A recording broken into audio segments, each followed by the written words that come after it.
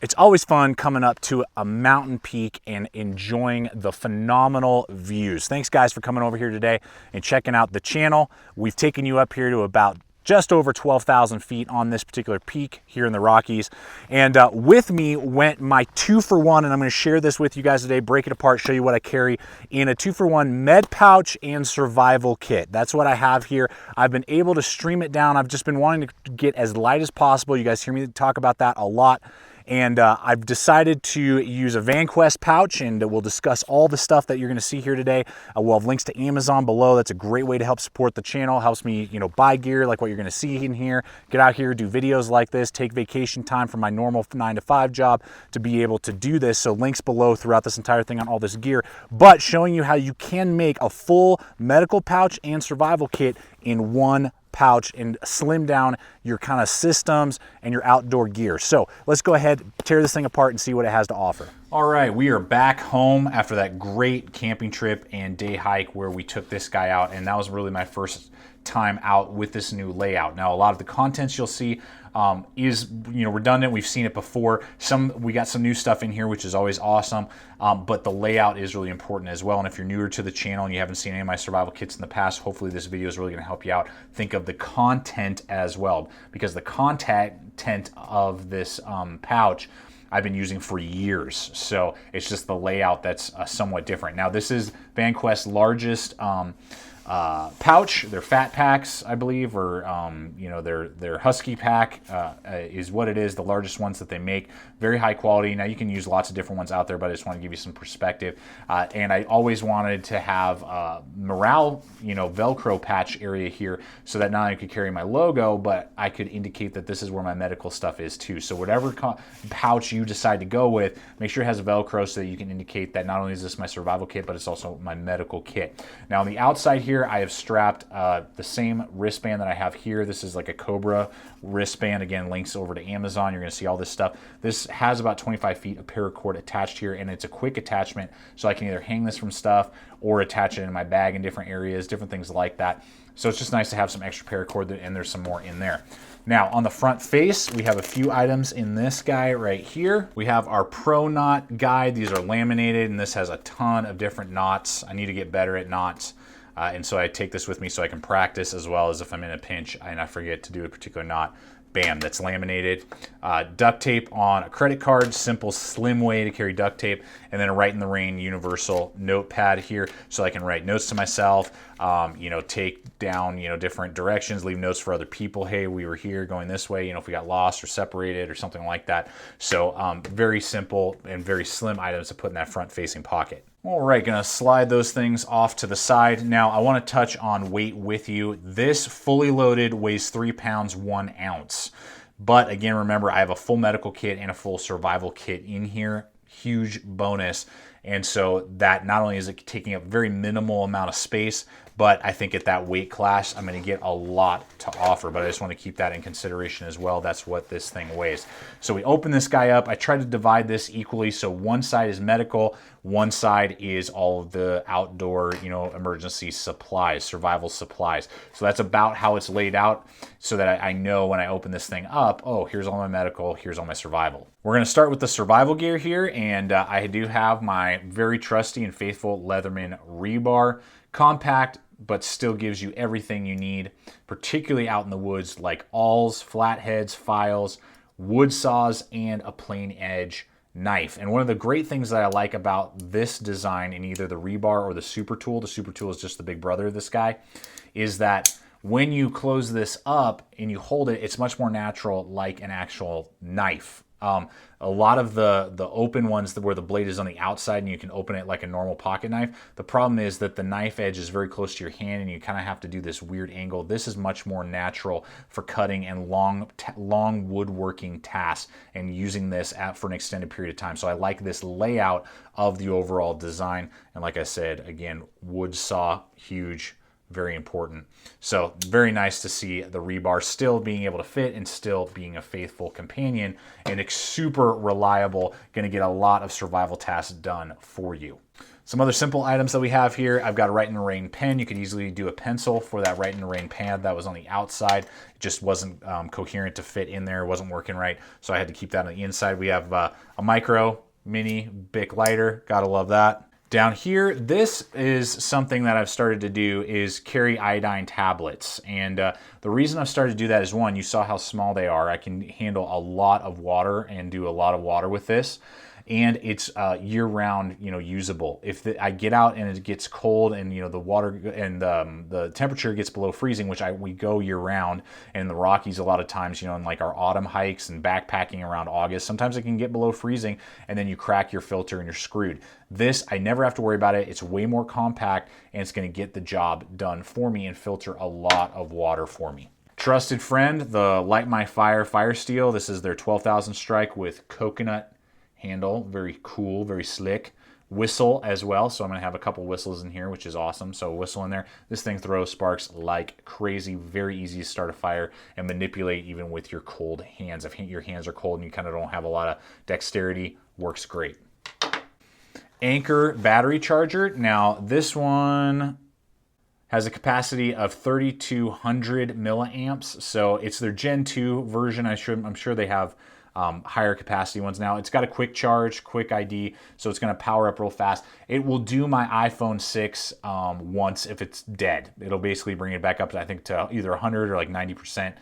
So it's going to give me one extra charge, and then I have a cable to go along with that. That is huge. If your phone dies on you, now in this day and age, most places you can get a cell phone signal, or not. If not, you can trek somewhere where you might be able to catch it up on a mountain peak or something like that. If you're in a valley, and the worst thing in the world would be if your cell phone died and you can't call somebody to help, get you out of that emergency survival situation. So always good to have a backup battery system of some kind to give you at least one full charge on your phone. Then we have another 25 feet of 550 paracord along with the 20 feet here on the bracelet. So I got about 50 feet combined of paracord, which is really important. We've got the Olight headlamp. This thing is awesome. Love this thing. I think it was like 20 bucks. Really nice. Got multiple usage levels, red light as well, blinking, emergency. It only takes 2 batteries. Most AAA powered flashlights take 3. So it's really nice that you don't have to carry around as many batteries. I have my spares right over here so that I can, get at least one more set out of this. Lots of battery life. I can easily go for a couple days walking all night long with this, and hands-free illumination is really important in a survival situation, so you have the light to see where you're going if you're trying to hike out somewhere, or if you're trying to build a fire or shelter and the sun has gone down. You don't have to always be having one hand holding a flashlight or in your mouth or something like that. You've got this hands-free capability. Super important, really inexpensive, and has performed very well for a long time for me. Trucking right along here, then we have a bunch of different attachments. Now, I'm very sad that UST has discontinued this item. This was their Moon Force, and this had 50 hours of battery life, 25 lumens, one AAA powered battery, and worked great. I use this on so many different camping trips, hiking trips. Easily illuminates a campsite or a hiking trail, so you can absolutely get out of a location. And when you do the math, that's 10 hours a day, or a night, if you will, 10 hours a night for 5 nights.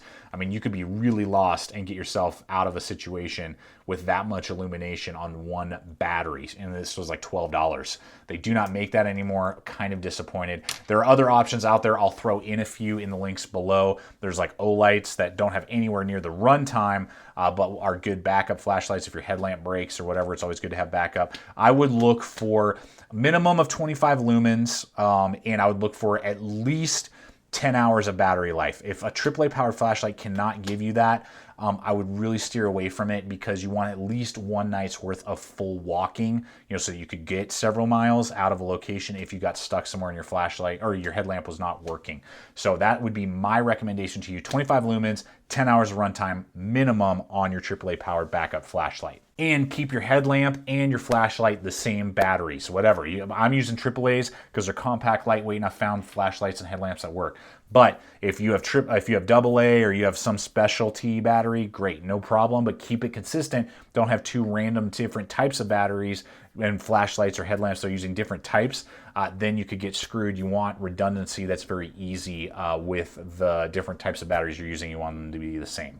Then over here we have our navigation and identification. So we've got our Brunton compass, USA made, works great, glows in the dark.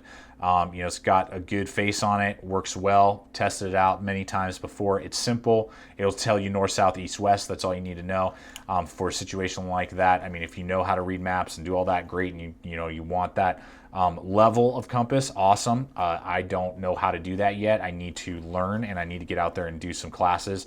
But for my ability, I just need to know what direction I'm going in so I can find a road, or I can find, where did I come from, and go from there. An SOL Slim Rescue Howler. This thing is super loud, works great. And then an SOL emergency mirror as well, so you can signal people much further than sound can carry. And you can also work that for fire if you have to during the day, different things like that. Very important to have a compact mirror with a good eye relief so you can see who you're flashing. And this one even has step-by-step on how on the backside to signal for SOS, which is really cool to see that. Two last things on our survival side here. I do have a high-vis thermal blanket.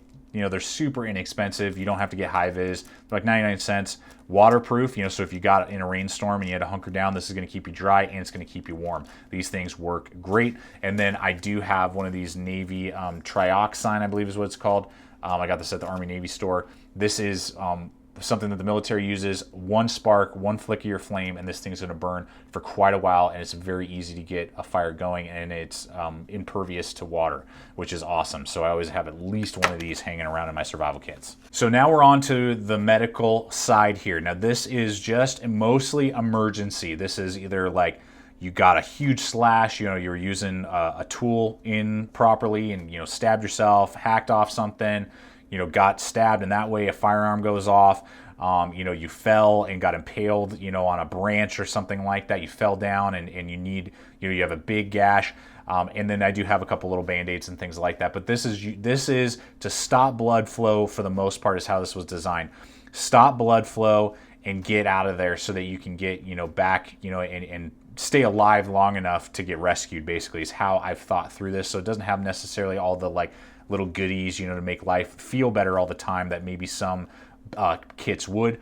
All the contents I'm suggesting to you, again, will be in the links below. Use them at your own risk. Know how to use this stuff. Just don't go out and buy a bunch of this crap and have no idea how to use it, and then an emergency situation happens, and then you do something really dumb, like deploy a tourniquet in the wrong way and lose a limb, or just do something dumb, or whatever. The clotting material we're going to look at today, you apply it to somebody who has, heart issues or something, and they die or have a huge, problem because of the things you're doing. So know the risks, be trained, and you do all this at your own risk. So on this side here, we've got some Purell hand sanitizer. Always make sure that it's high alcohol, so not only can you clean your hands off, cleans wounds off, but you can use it as a fire starter in a backup situation. Again, I have my spare batteries. That's the only thing that's hanging out over here that shouldn't be.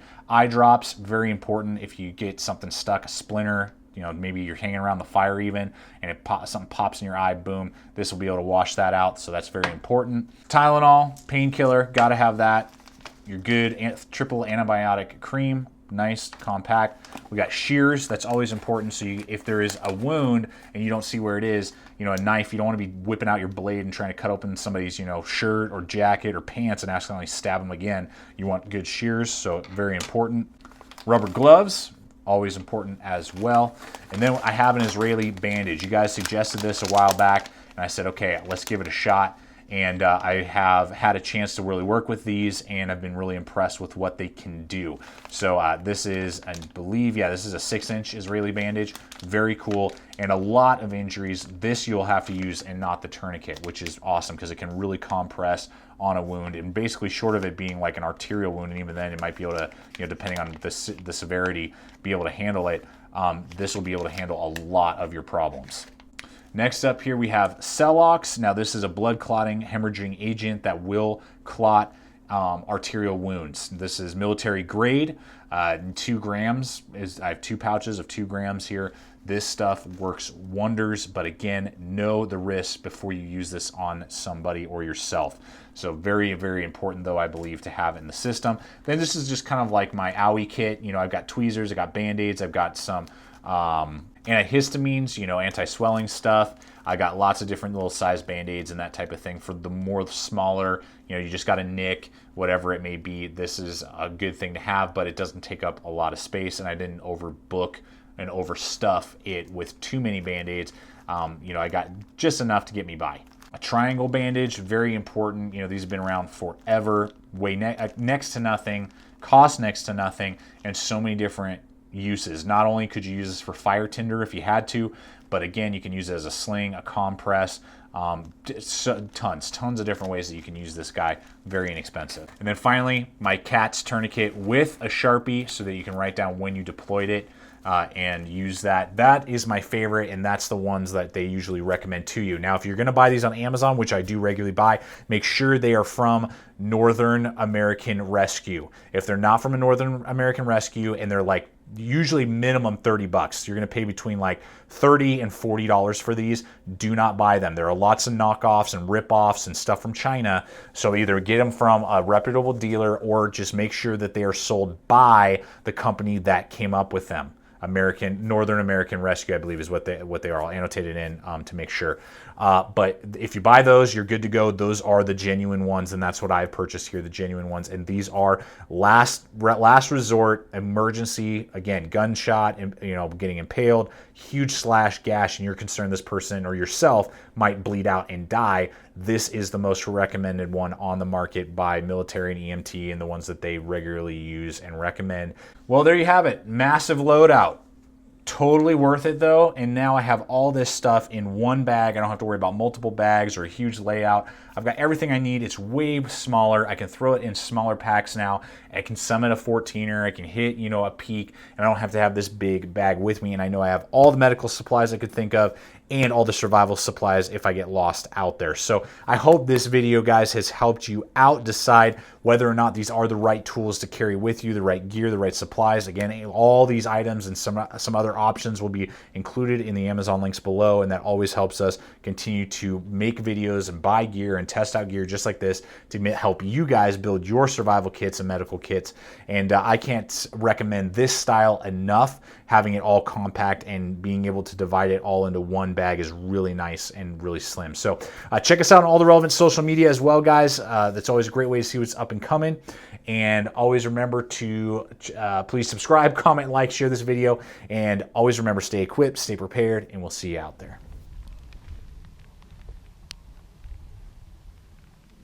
When you find something you kind of like, go ahead and hold it there for about 5 seconds so I can grab it.